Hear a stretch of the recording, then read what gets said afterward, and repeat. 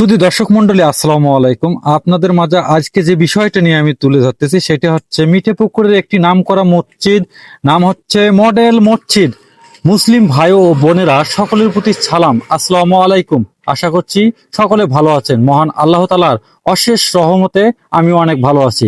অনেক মুসলিম ভাই ও বোনেরা রয়েছে আমাদের সাথে, যারা কিনা মসজিদের বিষয় সম্পর্কে স্ট্যাটাস ও উক্তিগুলো অনুসন্ধান করে উপস্থিত করেছেন।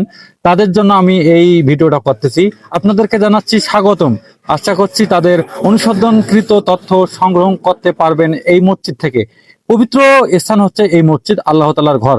এখানে আপনি সকলের মসজিদের উন্নয়নের জন্য সহযোগিতা প্রদান করতে পারবেন। মসজিদে 5 ওয়াক্ত নামাজ ছালায় আদাতের জন্য চেষ্টা করব।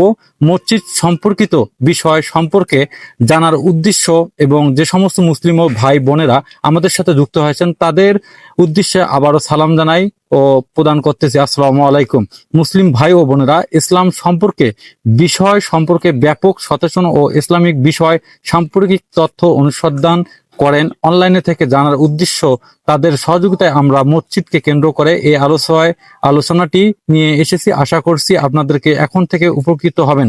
নিঃসন্দেহে মসজিদ একটি পবিত্র জায়গা, যেখানে মুসলিম পরিবার পুরুষ ব্যক্তিগণ সালাত আদায় করে।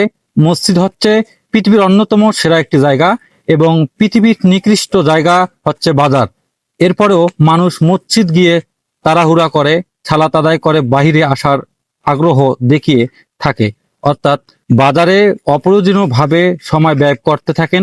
আমরা সকলের কাছে অনুগ্রহ জানাচ্ছি, পৃথিবীর নিকৃষ্ট জায়গা বাজারে যত কম সময় থাকবেন ততই ভালো। সম্মানিত মুসলিম ভাই ও বোনেরা, মসজিদকে কেন্দ্র করে কিছু উক্তি নিয়ে প্রদান করছি। মসজিদ হচ্ছে এমন একটা বিষয়, যে জিনিস আপনারা মনে মনে ভাবছেন, সেই জিনিসটা আল্লাহ তাআলার কাছে যাবেন, ইনশাআল্লাহ আপনি পেয়ে যাবেন। আপনাদেরকে একটা অনুরোধ করব, ভালো কাজ করবেন, আল্লাহ তাআলা আপনাদেরকে সব সময় ভালো রাখবে। সব সময় আল্লাহ তাআলার কাজ করবেন।